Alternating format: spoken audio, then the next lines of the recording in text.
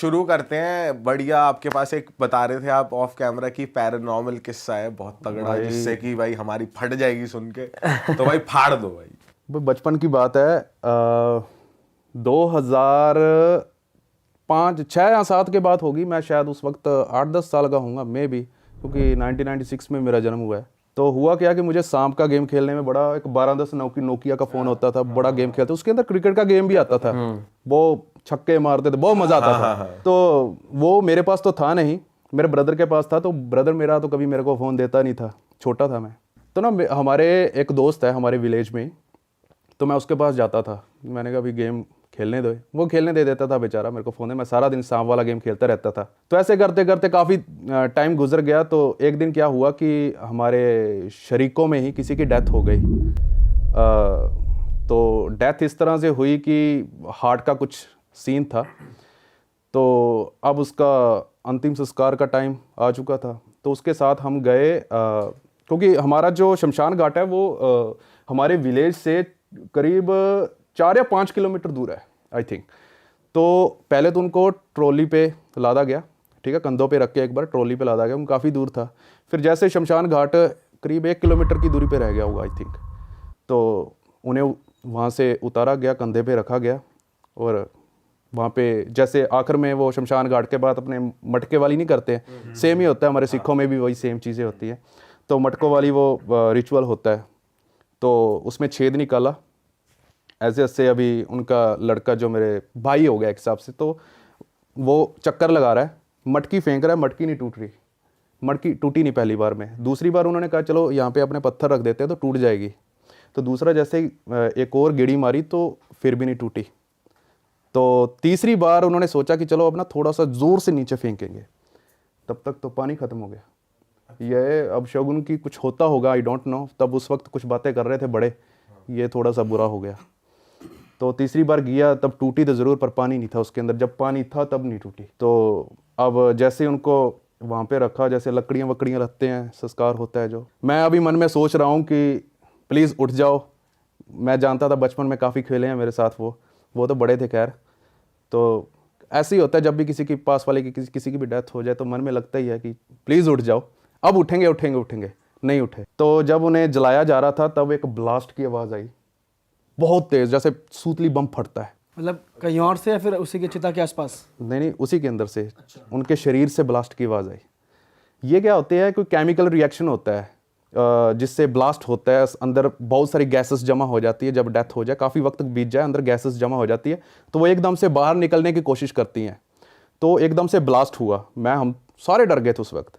फिर हमारा घर जाने का वक्त हुआ, तो शाम का वक्त हुआ। वो ही दोस्त मेरा फ़ोन और सांप वाला फ़ोन वाला वो मेरे साथ ही था, तो हम घर चले गए। तो जैसे हम घर गए तो शाम को तो मैं चलो गया था। जब वक्त हो चुका, छाया के आसपास हो गया शाम का, तो मैं उसके पास वापस गया। मैंने कहा फ़ोन दे, गेम खेलना है। वो फ़ोन ढूंढ रहा है अपना। उसने कहा मेरे पापा के पास होगा शायद। तो जब अपने पापा के पास फ़ोन लेने गया ना, मेरे पास तो नहीं है, साड़िया कितने सेट आया तू ते पंजाबी में जैसे कहते हैं, गालियाँ 2-4 निकाली। कह रहा नहीं वो अमृत के पास है शायद, मेरा नाम लगा दिया। तो हम ढूंढ रहे हैं फ़ोन को। हम जिनके घर पे डेथ हुई उनके घर पे भी गए, जो हमारी शरीक हैं, तो वहाँ भी नहीं मिला। तो फिर मैं सब जगह ढूंढ ढांड के मेरे मन में आया कि यार फ़ोन ना अपना उधर रह गया है। कह रहा कहाँ? मैंने शमशान घाट।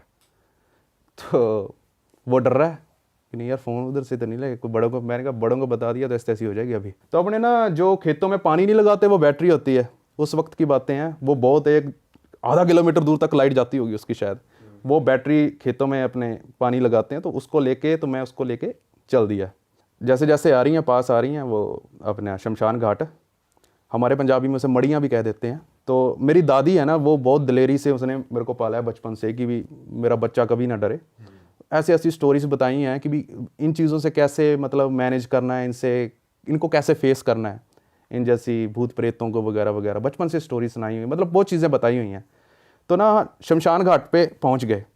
मेरे को इतना ज़रूर मेरी दादी ने बताया कि जहाँ पे भी जा रहा है ना, तू पहले दायां कदम आगे बढ़ाना, कुछ ऐसे करके था। थोड़ी थोड़ी चीज़ों को मैं फ़िल्टर भी कर रहा हूँ क्योंकि फैमिली भी इन्वॉल्व हो रही है। तो वहाँ पे मैं गया। अब प्रॉब्लम ये थी कि वहाँ पे बाउंड्रीज ही नहीं है शमशान घाट पे। अच्छा। कुछ कुछ ऐसे शमशान घाट होते हैं जिसके यार 4 दीवारी नहीं होती है। अब मेरे को क्या पता कहाँ पे दायां पैर आगे बढ़ाना है। मैंने भी बढ़ा दिया, जहाँ पे जैसे देखा दिमाग में सपोज कर लिया, हाँ इमेजिन कर लिया, चलो यहाँ ठीक है, यहाँ पे बढ़ा लिया। पास ही में नदी भी बहती है वहाँ पे, तो वो नदी पे पास खड़ा हो गया मेरा जो दोस्त था, और मैं जा रहा हूँ उसके अंदर जहाँ पे अभी भी जल रहे हैं अभी भी वो। वैसे तो उसके बाद मेरे ढूंढ रहा हूँ, तो धीरे धीरे मेरे को फ़ोन तो मिल गया। उसके बाद में मेरे मन में चोर आ गया, इसको फ़ोन ना चोरी कर लूँ मैं, इसको कौन सा पता चलता है, रख लेता हूँ, ठीक है। पर फिर मेरे मन में आया यार घर वालों को दिख जाएगा, कई बार पीटेंगे और अलग से, कहाँ से लेके आया है। मैंने कहा मिल गया फ़ोन, तो मैं फ़ोन लेके उसके पास जा रहा हूँ, और वापस वो नदी के किनारे हम जा रहे हैं वापस अपने घर पे।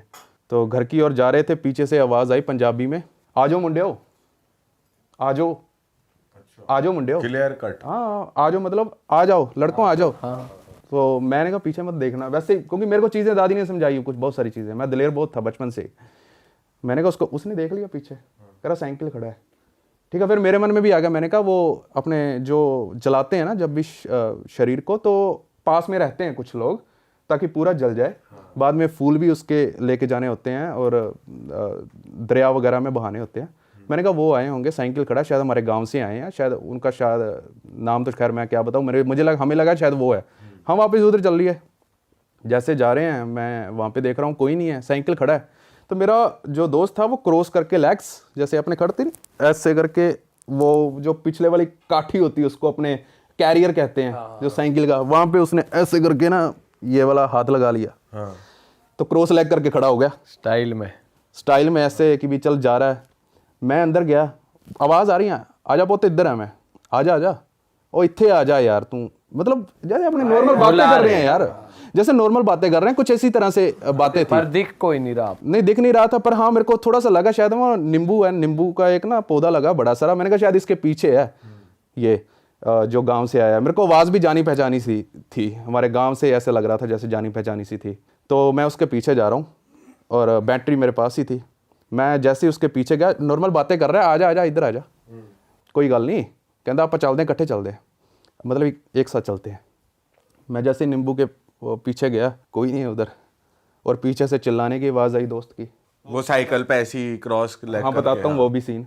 वो भाग के आया शमशान घाट पे, सॉरी भाग के नहीं, उससे पहले ना जब चिल्लाने की आवाज़ आई ना वो नीचे गिरा पड़ा, जोर से चिल्लाया, करा साइकिल गायब हो गया। अच्छा, मैंने कहा झूठ बोल रहा है, खुद ही कर दिया होगा साइड पे, कुछ भी है। पर हाँ मेरे को भी उस वक्त कुछ तो महसूस हो ही रहा था कि यहाँ पे बंदा नहीं है, चीज़ें कुछ फील हो जाती हैं। वो भागा आ गया, मेरे को ऐसे करके ना, जैसे कहते हैं ना चमगादड़ चिमड़ जाती है, ऐसे करके मेरे को चिमड़ गया वो आके, कभी छोड़ूंगा नहीं तब तेरे को, तू चल घर पे चल। जा रहे हैं हम, घर पे जा रहे हैं उस वक्त, तो पीछे से आवाज़ें भी आ रही हैं धीरे धीरे, आ जाओ बेटा आ जाओ, की गल होगी, मतलब मैं पीछे नहीं देखना, कुछ भी हो जाए भाई। मैंने कसमें खिलाई, ऊपर वाले का नाम लेना स्टार्ट कर दिया कसमें।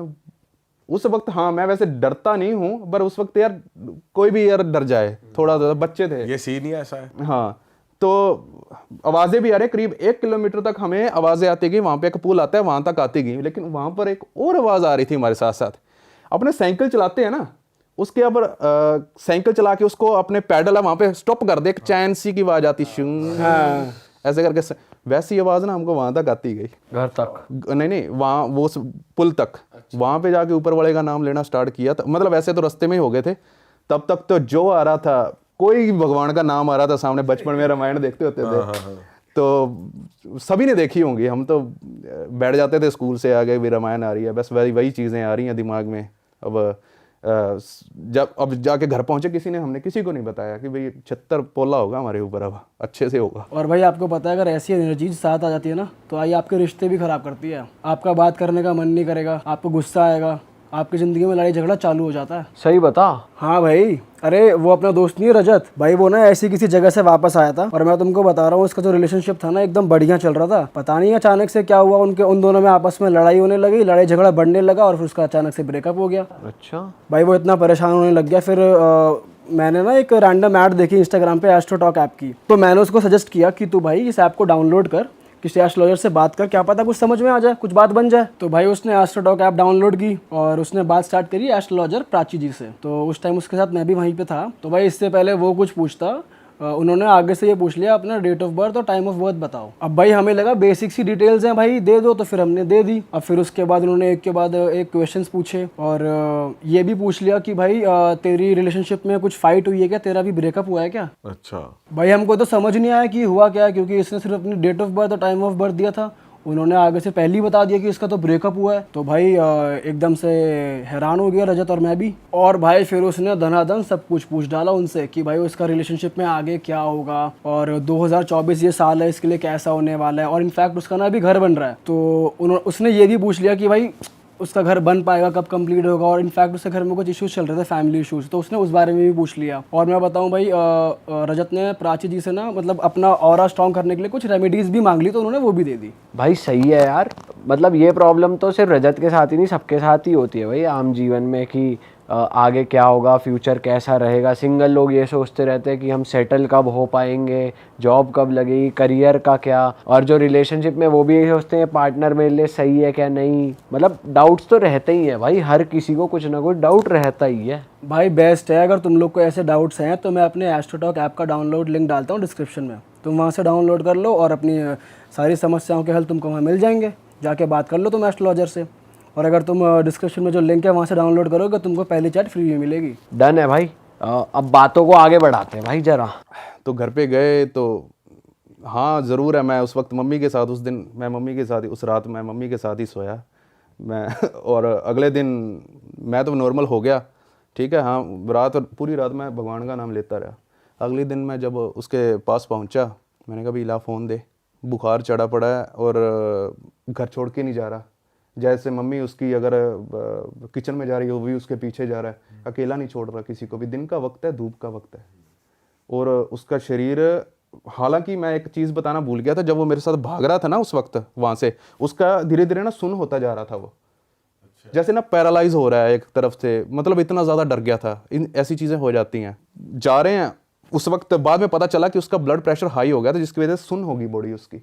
तब भी उसकी हाथ ना ढंग से काम नहीं कर रहे थे। जब मैं अगले दिन भी गया था उसका हाथ नहीं काम कर रहा था। तो कुछ ऐसा करके सीन हुआ, फ़ोन ले गया, कह रहा ले जा भाई।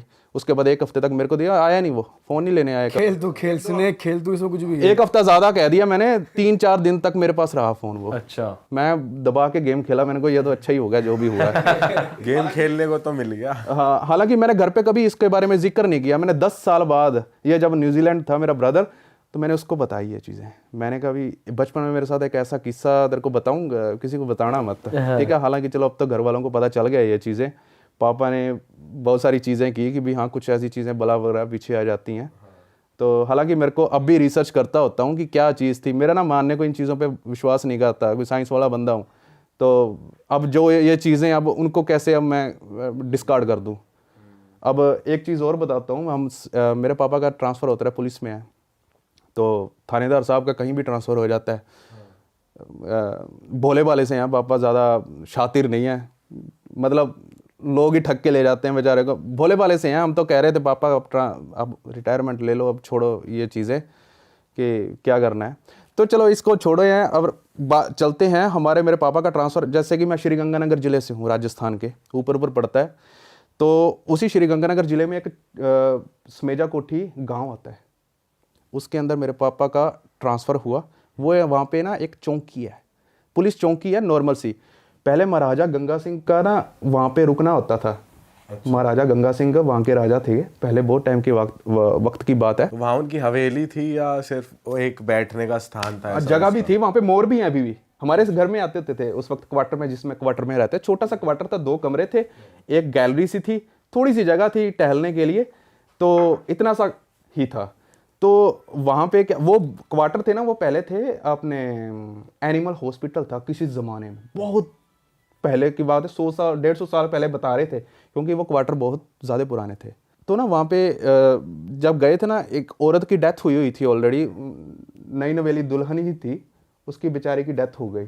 वहाँ पे औरतों की ना एक आदत होती है, वो अपनी बिंदियाँ उतार के कहीं भी लगा देती हैं। हाँ, ज़्यादातर वॉशरूम्स में लगी होती हैं, हम टाइलों पे लगी। हाँ, कहीं भी उतार के लगा देती हैं बिंदियाँ, आदत होती है। तो मैं वॉशरूम में जाता था, मम्मी कहती थी मत उतारना, बेचारी की वो बेचारा मम्मी को बड़ा तरस आता था, बेचारी अभी थी, नई नवेली तो नहीं, शायद उसका बच्चा भी था, शायद 4-5 महीने का, आई थिंक, मुझे जहाँ तक मुझे याद है। ये सन 2010 की बात है, हमारा ट्रांसफ़र हुआ जब समेजा कोठी श्रीगंगानगर में। तो मैं जब भी नहाता मेरे को बिंदियाँ दिखती थी वो, हालांकि हमारे साथ कभी कुछ नहीं हुआ, गलत नहीं हुआ कभी भी कुछ। हालांकि हैरान कर देने वाली चीज़ें आ गई होंगी। 2010 की बात तो मैंने बता दी, वहाँ पे ट्रांसफ़र हुआ था। 2012 आता है, 20 अगस्त को मेरा जन्मदिन आता है। मेरा जन्मदिन था तो अपने बचपन में क्या करते होते थे, शायद आपको भी पता होगा कि टॉफ़ीज़ होती थी ना, स्कूलों में लेकर बांट देते। आजकल के बच्चे शायद केक वगैरह काटते हैं, तब उतना क्रेज़ था नहीं, टॉफ़ीज़ वगैरह बांट देते होते थे। तो स्कूल में पैकेट लेकर गया, सभी को टॉफ़ीज़ वगैरह बांटी, इतना ही होता था, कोई केक वेक का कोई ज़माना नहीं था उस वक्त। जन्मदिन का वो दिन बीत गया, अगले दिन मैं स्कूल से घर आता हूँ, तब चाय होती थी, घर पे पहुँचते थे, बिस्किट वाला वो कौन लाए, बिस्किट मेन चीज़ है। तो मम्मी क्या करती थी, पैसे वैसे खर्च होते थे, तो मम्मी क्या करती थी, रोटी में नमक और मिर्च लगा के ना, उसको ऐसे फोड़ करके गुच्छी सी बना के, तो वो चाय के साथ बड़ी टेस्टी लगती थी उस वक्त। ठीक है, जितना का मिलता था उससे ही खुश थे हम। तो ऐसे खा रहा हूँ, अभी मम्मी को फ़ोन आता है गांव से, मेरी दादी का। बस मम्मी रोना स्टार्ट कर दी, फूट फूट के रोना स्टार्ट कर दी, साथ साथ कपड़े पैक कर रही है। मैं अभी मम्मी से पूछ रहा हूँ क्या हो गया, कह रहा दादाजी एक्सपायर हो गए आपके। वो मेरे सगे दादाजी थे। तो ऐसी ये वाली मौत मैंने ज़िंदगी में पहली बार अपने करीब से देखी है। और पापा उस वक्त पेट्रोलिंग करने गए हुए थे। मैंने SHO साहब को कहा कि अंकल जी मेरे दादाजी एक्सपायर हो गए हैं, तो पापा को एक बार बुला दीजिए। तो वो पेट्रोलिंग वाली कार आई और गाड़ी आई सीधा घर पे, मम्मी उसी के अंदर बैठी, वो सीधा हमारे गांव गई। कम से कम 60 किलोमीटर दूर गांव है। हमारे पास डिस्कवर बाइक थी उस वक्त, एक ही बाइक थी घर में, 100 cc था आई थिंक, मुझे याद है, अब तक याद है। बाद में तो खैर के बेच दी थी मैंने। वो बाइक ज़िंदगी में इतनी ज़्यादा, वो 95 तक मुझे लगता है इतनी चढ़ती है वो, मैंने इतनी स्पीड से चलाई, रास्ते में भगवान को गालियाँ देता आ रहा हूँ मैं, पूरे रास्ते भगवान को गालियाँ देता आ रहा हूँ कि इतना विश्वास किया, सारी चीज़ें हैं।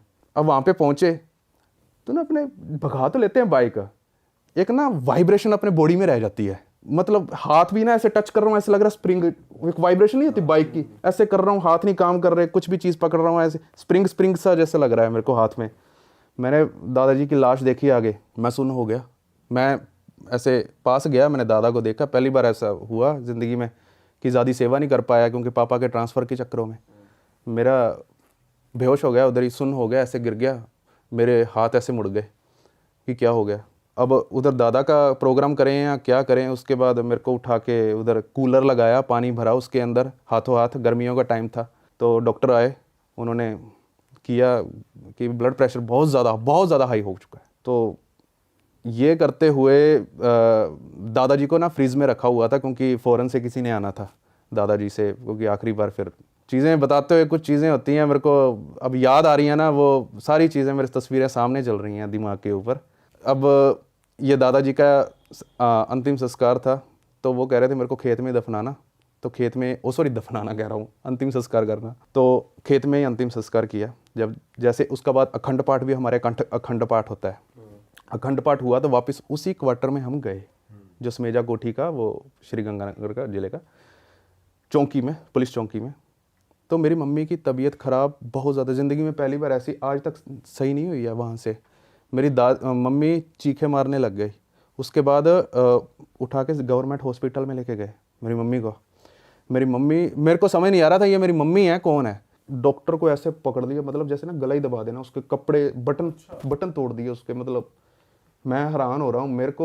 मैंने मम्मी के दोनों हाथ पकड़े, दलेर तो पहले दिन से थे, दादी ने बनाया था, मैंने ज़ोर से ना नीचे लगा दिए। मम्मी की होया तनु की गल हो की, रोना भी आ रहा है उस वक्त मेरे को। तो ऐसे ऐसे करके हाथ में लगा रहा हूँ मम्मी के। बाद में आधे एक घंटे बाद होश आया, मैंने कहा ये चीज़ें हुई हैं। मम्मी ने मेरे को नहीं पता ये चीज़ क्या हुआ क्या नहीं हुआ। बाद में पापा ने किसी पता किया कि क्या हुआ, कह रहे भी कोई थी, अब हमें नहीं पता, बच्चों को नहीं बताई पापा ने आज तक क्या चीज़ थी वो। पर मेरे दादा की डेथ के बाद करीब 2 हफ्ते बाद जब अखंड पाठ हो गया, तो उसी क्वार्टर में जहाँ मैं कह रहा हूँ जिससे पहले औरत की डेथ हुई थी, हालांकि उससे हमारा कोई लेना देना नहीं था, वही बिंदियों वाली, कोई चक्कर ही नहीं था, आज तक कभी डिस्टर्ब नहीं हुए हम। मेरे को सपना आता है, ये भी डर गया था उस वक्त मेरा ब्रदर, बड़ा भाई भी। मेरे को सपना आता है, उसमें क्या है कि मेरे यहाँ पे त्रिशूल, अंदर किसी ने वही सेम चीज़ें जैसे नर्क में होती हैं चीज़ें, मेरे को पानी में टांगे मेरी डुबा रहा है, गर्म पानी तेज, पूरा तेज। ये सब सपने में हो रहा है? सपने में हो रहा है ये। तो बहुत जोर से टांगे अंदर डुबा रहा है और बाहर निकाल रहा है। मैं बहुत जोर से चीखें मार रहा हूँ। मैं अपनी दादी याद आई, मेरी मम्मी नहीं, मेरे को दादी याद आई। मैं दादी के पास है, कहते हैं ना जो अपने सपने में सोचें वो चीज़ें होने लग जाती हैं।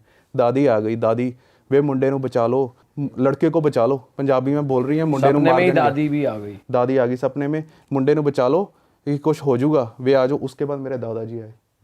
मेरे दादाजी ने जो मेरे को ऐसे टांगे करके कर रहा था ना, तो उसको यहाँ गर्दन से पकड़ा, गर्दन से पकड़ के पीछे फेंक दिया उसको, ठीक है। उसके बाद मेरे को हल्की सी ऐसे आंखें खुली मेरी रियल लाइफ में। मैंने कहा ठीक है सब कुछ ओके।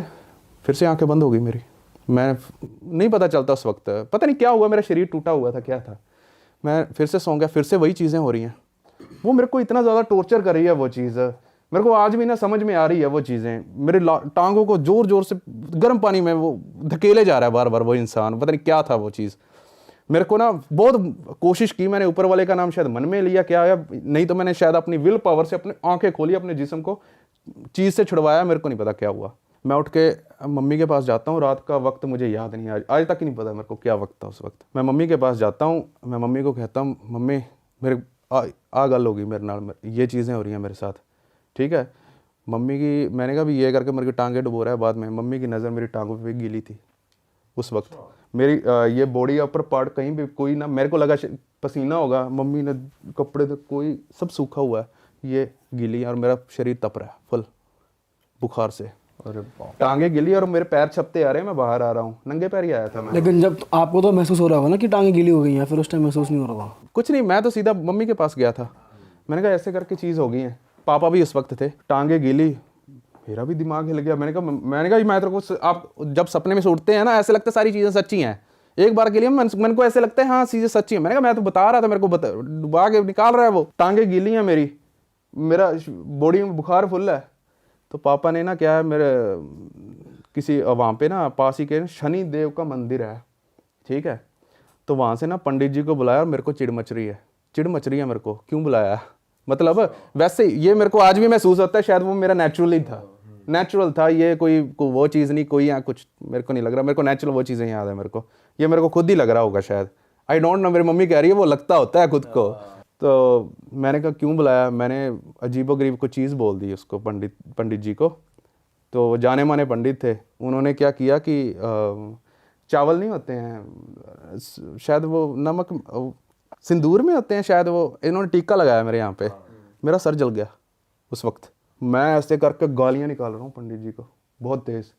उन्होंने ना ये चीज़ देख के मेरे ऊपर चावल फेंक दिए सारे, मेरे भाई जिस्म में चुभ रहे हैं, आग लग रही है मेरे, चुभ रहे हैं मेरे को वो चावल। कपड़े उतार रहा हूँ मेरे, ऐसे करके ना यहाँ से अंदर चले गए, चुभ रहे हैं मेरे को, सुइयां नहीं चुभती, गरम गरम जैसे कोई तेल फेंक दिया हो, ऐसे करके मेरे साथ हो रहा है, वो चावलों से हो रहा है। और मैं उस वक्त मेरे को ऐसे करके मम्मी उन्होंने, मैं नीचे गिर गया कि मेरे को ऐसे ऐसे हो रहा है, मेरे को वहाँ पे बेड पे लेटा दिया।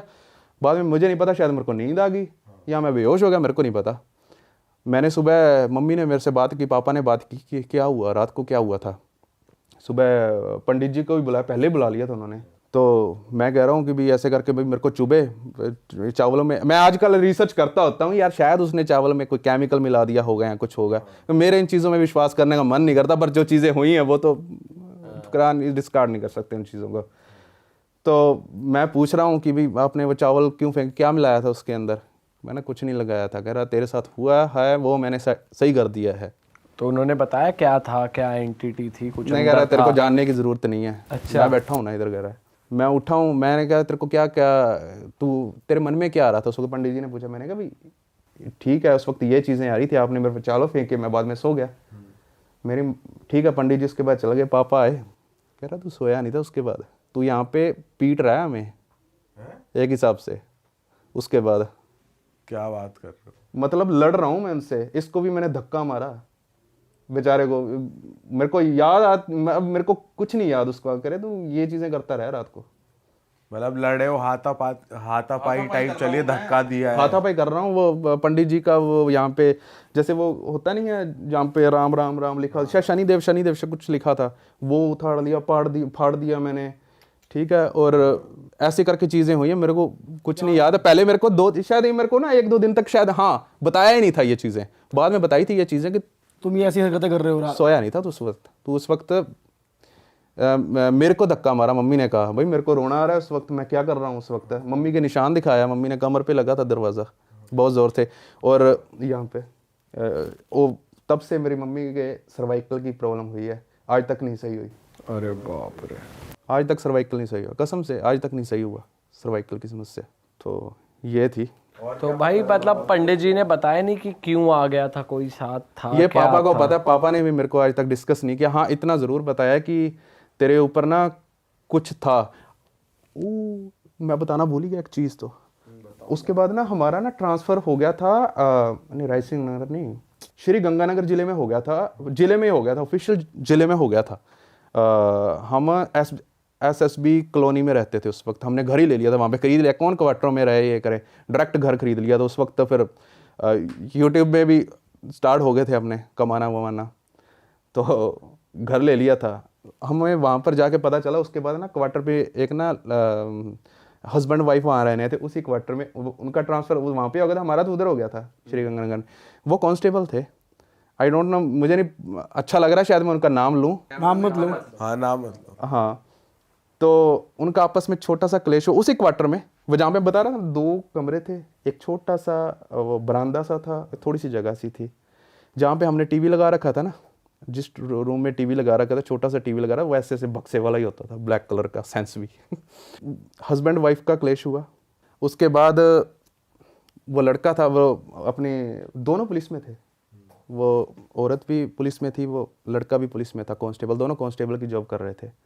उस लड़के ने फांसी ले ली उसी रूम में, और हाँ उसी रूम में फांसी ली जिस रूम में हमारा टीवी लगा हुआ था। मतलब भाई वहाँ तो कुछ था पक्का यार।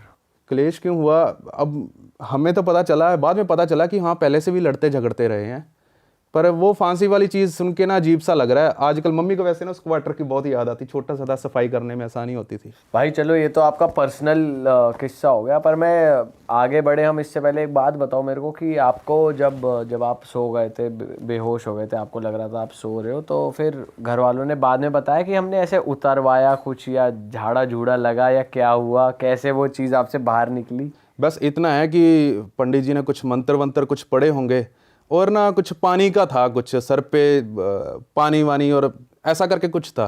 अच्छा। ऐसा करके कुछ बताया था कि डिटेल में नहीं बताया घर वालों? हाँ पूरा डिटेल में नहीं बताया, बाकी और भी कई चीज़ें होती हैं, वो मुझे लग नहीं रहा शायद कैमरे के सामने बोलूँ मैं। ठीक है, काफ़ी चीज़ें थी। तो भाई अब हम आगे बढ़ते हैं। आप अपने चैनल पे बहुत सारी कॉन्स्पिरेसीज को एक्सपोज करते हो, बहुत सारी स्टोरीज़ बताते हो, बहुत सारे इंसिडेंट्स बताते हो। तो मैं चाहता हूँ जो हमारी ऑडियंस है और जो आपकी ऑडियंस भी ये पॉडकास्ट देख रही है, उन्हें कुछ बढ़िया सी एक स्टोरी बताओ, क्योंकि थीम हॉरर बना ही हुआ है, तो कोई हॉरर स्टोरी हो जाए तो मज़ा आ जाएगा। वैसे मेरी 1-2 ना स्टोरीज काफ़ी फेवरेट है, पर मैं एक स्टोरी अभी बताना चाहूँगा। कहाँ की है भाई ये है इंडोनेशिया की। इंडोनेशिया में ना कुछ कुछ नेम होते हैं ना, वो इंडियंस नेम जैसे होते हैं, जैसे कि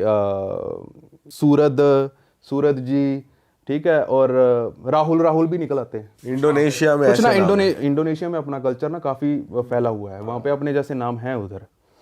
1997 की बात है, मुझे ढंग से डेट नहीं याद, तो 1997 लगा लेते हैं, उसी वक्त के अराउंड की, मतलब तब की बात है। एक ना जो अपने भैंसों को चराता था, वो गन्ने के खेत से जा रहा था, तो वो चराते चराते भैंसों को वो गड्ढे में गिर गया एक।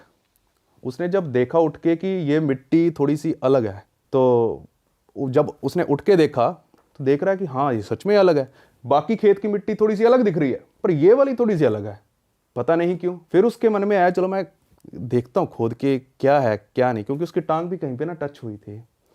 तो फिर वो डर गया, क्योंकि ना वो खेत उसका था नहीं। तो वो गांव में जाता है सरपंच के पास, तो सरपंच को कहता है कि ऐसे ऐसे करके हो गया, वहाँ पर एक अजीब सी मिट्टी है, पता नहीं उसमें क्या है क्या नहीं है। तो सरपंच और कुछ लोग वहाँ पे पहुँचते हैं, तो वो देखते हैं कि हाँ भाई मिट्टी तो अलग है, अजीब सी है। तो खोदने के लिए कुछ लाए तो है नहीं थी भाई, वो शवल वगैरह, शवल ही कहते हैं, शवल तो लाए नहीं वो साथ में। तो पास ही में एक लकड़ी पड़ी थी उनके पास, तो उन्होंने लकड़ी से खोदना शुरू किया। अब धीरे धीरे खोद रहे हैं, क्यूरियोसिटी बढ़ रही है उनकी, और धीरे धीरे नीचे जा रहे हैं, जैसे अब आपकी बढ़ रही है क्यूरियोसिटी, उसी तरह से उनकी भी क्यूरियोसिटी बढ़ रही थी। जब इस पर मैं रिसर्च कर रहा था मेरी भी बढ़ रही थी। तो आगे जाके उनकी जो लकड़ी का टुकड़ा है ना वो टच होता है कहीं पे, उन्हें लगता है कि हाँ ये चीज़ है, कुछ ना कुछ तो है। तो उन्हें थोड़ी थोड़ी स्मेल भी आनी शुरू हो गई थी। तो वो अपने हाथों से ना चीज़ों को हटा रहे थे, मिट्टी को हटा रहे थे। तो जो गांव वाले थे वो लगा लो कि भी इधर गांव है, इधर वो खोद रहा है, गांव वाले सारे इधर वाली साइड पे खड़े हैं। अब उन्होंने हाथों से जैसे ही हटानी शुरू की ना, तो एकदम से जो बंदा हटा रहा था ना, 4 बंदे, वो भाग के गांव वालों की तरफ भाग गए। अब आप पूछोगे निकला कहाँ वहाँ से, क्या निकला?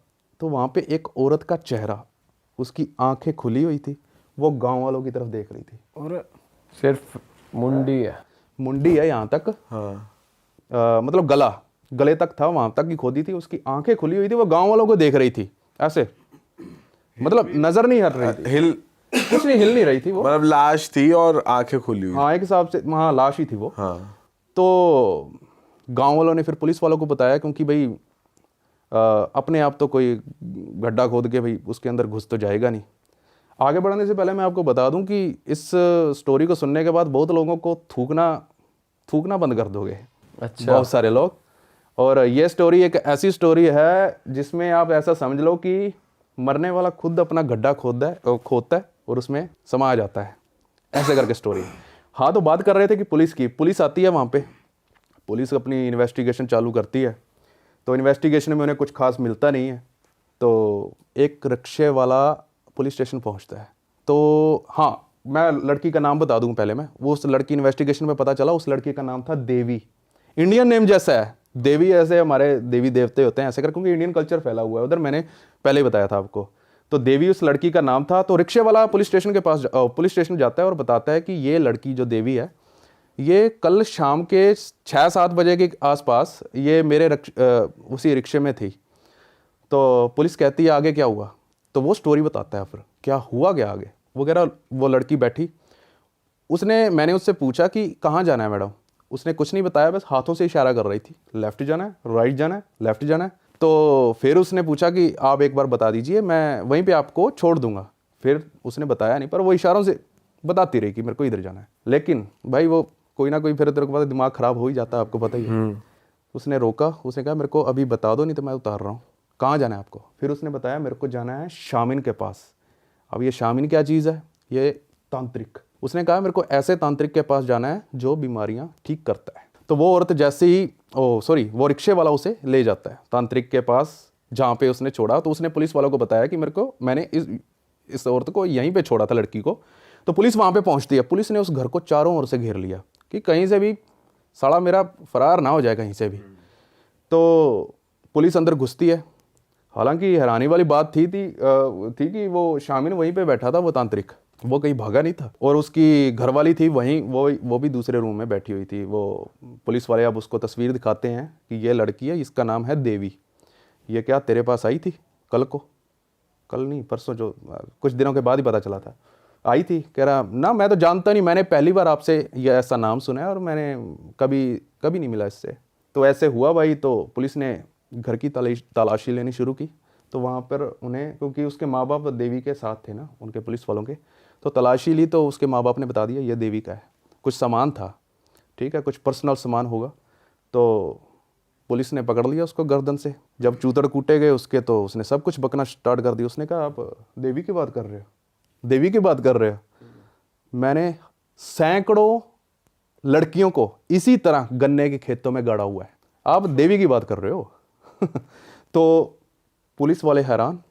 जब उसको शामिन को बिठाकर वो ले जा रहे थे जहाँ पे वो कह रहा था कि मैंने यहाँ पे गाड़ी हुई है, पुलिस ने अंदाज़ा लगाया चलो 30-40 लड़कियाँ होंगी, ज़्यादा 50 लड़कियाँ होंगी, हमें इतनी की खोदनी है।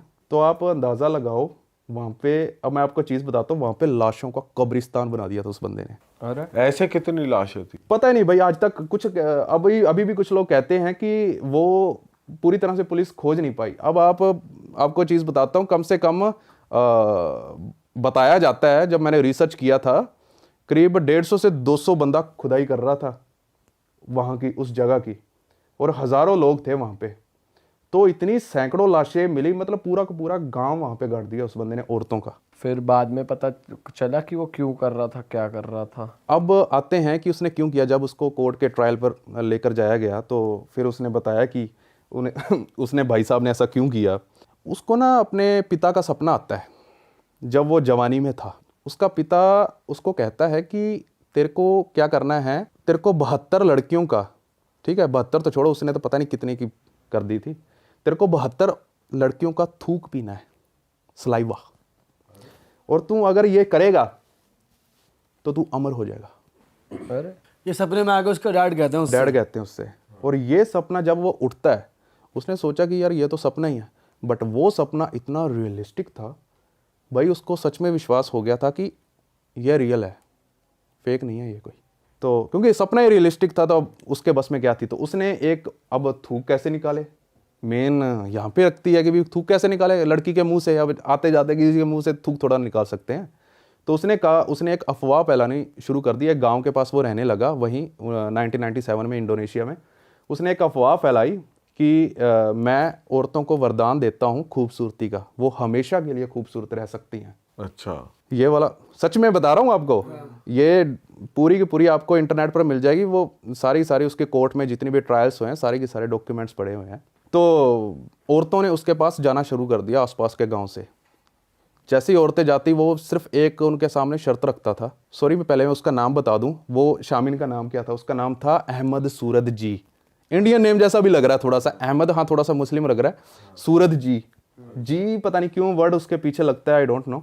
अहमद सूरत जी मतलब कहते थे लोग इस नाम को गूगल करेंगे तो उन्हें हाँ, अहमद सूरत जी गूगल कर लेना, आपको सारी स्टोरी यहाँ मतलब मिल जाएगी। अहमद सूरत जी कर लेना, नहीं तो अहमद सूरत जी देवी ऐसे करके सर्च कर लेना, मिल जाएगी स्टोरी सारी, मेरे चैनल पर ही पड़ी है सारी। तो क्या हुआ कि उसने वरदान देना शुरू किया। हाँ, उसने कहा कि तुम्हें बस आना रात को है, दिन के वक्त तुम आ नहीं सकती। और एक और उनके सामने एक रिस्ट्रिक्शन रखता है, तुम्हें इसके बारे में किसी के साथ डिस्कस भी नहीं करना, अपने घर के पास साथ भी नहीं करना है कि तुम खूबसूरत होने के लिए वरदान लेने के लिए मेरे पास आ रही हो, ठीक है। कुछ रिचुअल्स हैं वो तुम्हें परफॉर्म करने हैं हमारे साथ, ठीक है। तो लड़की आना शुरू होगी उसके पास। तो वो क्या करता था, वही सेम वो क्या करता था। अब नहीं, इसको अब मैं छोड़ूं, अब देवी पे बात आता हूँ, तभी आपको उन लड़कियों के साथ क्या हुआ वो भी समझ में आ जाएगा साथ ही साथ। जो देवी नाम की लड़की थी वो डरी सहमी आई उसके घर, तो कह रही कि मेरे वो चाहिए भाई खूबसूरती का वरदान। हालांकि उसकी फ़ोटो देखोगे तो वो सच में खूबसूरत है वो लड़की ऑलरेडी, पता नहीं लड़कियों खूबसूरत लड़कियों को और खूबसूरत होना है आज के टाइम पे। तो उसने कहा कि तुम्हें रिचुअल परफॉर्म करने हैं मेरे साथ, पर वो डरी थी, बहुत ज़्यादा डरी सहमी पड़ी थी वो लड़की। जैसे ही वो अपनी बीवी को बुलाता है अंदर से, कह रहा है मैं इस लड़की को आज मारने जा रहा हूँ और तुझे थोड़ा सा इसको शांत करवाना है। तो उसकी बीवी आई वहाँ पे, उसने उसको शांत किया कि यहाँ पे सैकड़ों लड़कियाँ आती हैं, सब डरी होती हैं नॉर्मल, बाद में वो यहाँ से खूबसूरत होकर निकलती हैं वरदान लेके, तुम भी हमारा साथ दो, हो जाएंगी, ठीक है। सबसे पहले तो देवी क्या करती है, उन्हें वो फीस लेता है, वो शामिन जो भी है साड़ा तांत्रिक, 20 से 25 हज़ार के अराउंड होगा, तो वो फीस लेता था। इतनी फीस लेके अब उसकी बीवी ने उसको मना लिया देवी को रिचुअल्स करने के लिए, जो भी है उनके रिवाज थे। अब वो जो अहमद सूरज जी है जो तांत्रिक है, वो उसे कहता है कि तुम्हें ये अब यहाँ पे जो सारे कर लिए हमने, जितने भी चीज़ें करनी थी, अब तुम्हें बाहर जाना है हमारे साथ, प्रथा कोई होगी ये करने के लिए, जाना भी है गन्ने के खेतों में। अब वो यहाँ पे और डर गई, तो उसकी बीवी कहती है शामिल की कि तांत्रिक की कि चलो मैं चलती हूँ तुम्हारे साथ, ऐसे डरो मत। वो हाथ पकड़ के उसका साथ साथ चल रही है। जैसे ही वो अपनी लोकेशन पर पहुँचते हैं तो एक शवल होती है उसके पास, वहाँ पर शवल पता नहीं पहले से पड़ी थी, तो वो कहता है देवी को चलो इसमें खड्डा खोदना चालू कर।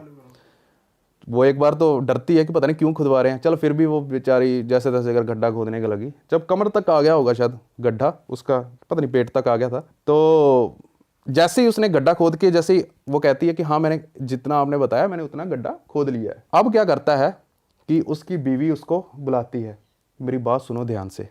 पीछे से वो तांत्रिक आता है, तार नहीं होती है जो, पीछे से गले से इतना घोट देता है उसका, इतनी ज़ोर से दबाता है, उसकी आवाज़ भी नहीं निकलती, मर जाती है ऑन स्पॉट। तो फिर वो जब मर जाती है, वो बाकी औरतों के साथ भी ऐसा ही करता था, जैसे अब मैं देवी का केस बता रहा हूँ। वो एक उसके लड़की के मुंह से चम्मच से थूक बार निकालता था, तो उसे पानी के गिलास में मिला के और उसको पीता था। और ये तार वो वाली होती थी कांटों वाली या फिर नॉर्मल तार? नॉर्मल तार, जैसे अपने कोई भी कह लें, जैसे पहले अपने कपड़ों को सुखाते नहीं थे जैसे, अच्छा। नॉर्मल, तो उस तार से मारा था उसको। और सभी लड़कियों के साथ ही ऐसा किया उसने। बताओ। फिर उसका थूक पीने के बाद, हाँ एक और चीज़ है, हाँ सारी लड़कियों के साथ उसने ऐसा ही किया। एक और चीज़ उसने बाद में उसको जो मिट्टी है नहीं, वो शुक्र है कि वो देवी की लाश के ऊपर गिरा था वो बंदा, वो क्योंकि ताज़ा ताज़ा मिट्टी थी, पता चल गया वो किसान को, पहले वाले को, तो ये सारी स्टोरी सामने निकल कर आ गई। अब मैं आपको एक हैरान कर देने वाली बात बता रहा हूँ। जितनी भी औरतें मरी थी ना, उसने गाड़ी थी वहाँ पे, वो उन लड़कियों का फेस अपने घर की ओर पॉइंट करके रखता था और उनकी आंखों की पुतलियाँ खोल के, बंद नहीं करता था, उनकी आंखों की पुतलियाँ ज़बरदस्ती खोलता था और उनका फेस अपने घर की ओर रखता था कि वो मेरे घर को देखें। और देखें क्यों? उसे ऐसा लगता था कि इससे मेरी शक्तियाँ और भी ज़्यादा मतलब पावरफुल हो जाऊंगा मैं, उसे ऐसा लगता था। बाप रे, तो बड़ा साला पागल। ये तो कोई साइको तो ही फिर है। इसके केस का वो वर्डिक्ट अब बताता हूँ। उसकी जो वाइफ थी अहमद सूरज जी तो साले को लगाने का मन नहीं कर रहा मेरे को, अहमद जो भी है सूरज, वो उसकी वाइफ को तो उम्र कैद की सज़ा होगी क्योंकि उसने साथ दिया। और जो ये अहमद था तांत्रिक, इसको गोलियों से छन्नी कर दिया गया था। अच्छा। उसकी फोटोज अभी भी इंटरनेट पर पड़ी हैं, शायद नहीं, हाँ पड़ी हैं, ठीक है। उसकी फोटोज अभी भी हैं इंटरनेट पर। उसको गोलियों से छन्नी कर दिया गया था इंडोनेशिया में। बताओ। बहुत पता नहीं, अच्छी सजा मिली है। बहुत तगड़ी सज़ा मिली थी उसे, पर मुझे तो लग रहा है कि यह भी सज़ा थोड़ी सी कमज़ोर सी दे दी है, एकदम से बंदा ख़त्म हो गया, क्या फ़ायदा, उसे तगड़ी सी सज़ा देनी चाहिए थी। वो साइको वाइको हो गया था, उसके सपने अपने की चीज़ें बिलीव कर रहा है। बताओ, तुम उसके फादर कह रहे हैं तुम थूक पियो, ये हो जाओगे, वो हो जाओगे। 72 का कहा, पता नहीं उसने कितने की थूक पी ले। उसे कह रहा अभी भी अमर नहीं हो रहा हूँ, उम्र बढ़ रही है मेरी। जान से क्यों मार रहा है? जान से मार दे रहा है, बता यार क्या सीन। अब थूक कैसे निकाले, उसके दिमाग में ये चल रहा है क्योंकि जान से मारने के बाद ही थूक निकाल सकता हूँ मैं इनका। बताओ, पहली प्रक्रिया में ही ग्लास में थुकवा थुकवा दे, लेता। ये बोल के थूक दो तुम सुंदर हो जाओगे, ये प्रक्रिया का और पार्ट है। पी जा। अब देखो ये चीजें अपने कह तो रहे हैं। अब अपने जैसे बाहर जाएं, आप लड़कियों को कहें इसमें कप में थूक, कोई नहीं थूक की चाटा मार देगी अपने को। नहीं, वो कह रहे हैं भाई जब वो इतना विश्वास कर रही है कि हमें सुंदर कर देगा कुछ भी ये पॉइंट है। उसी घर के अंदर ही अंदर थुकवा के अपना चलो जी चलो, और डब्बी में भरता रहा, डब्बी में घोल बना पीता रहा उसे।